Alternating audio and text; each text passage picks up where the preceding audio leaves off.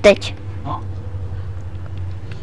Tak, vítáme vás u krátkého videa na sérii Skyblocku. Na ty, začínej. V prvním díle budeme zvětšovat Island a dělat plošinu na dům a zahrádku.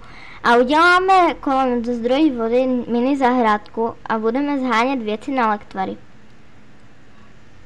V druhém dílu budeme shánět bloky na dům a stavět zahrádku.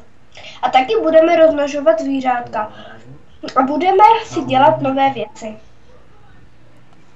V třetím dílu půjdeme dělat druhé patro a ještě zvětšovat zahradu. Budeme dělat další lektvary a uděláme si nástroje. Pak půjdeme rozmnožovat zvířata a udělat jinačí kobl generátor.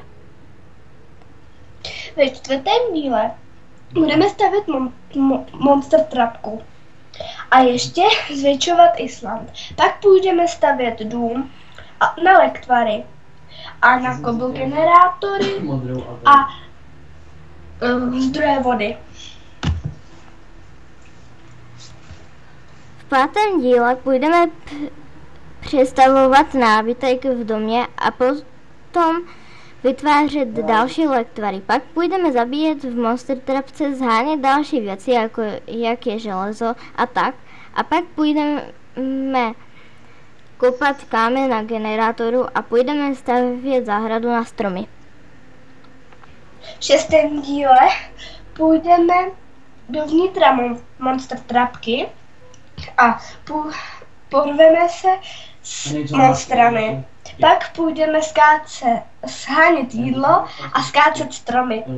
A z dřeva postavíme nový dům jako sklad.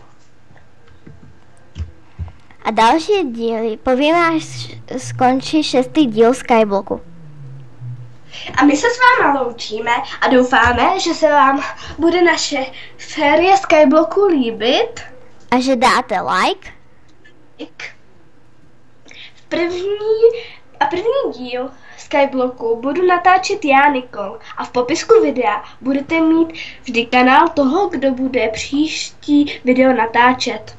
Tak zatím ahoj. Ahoj!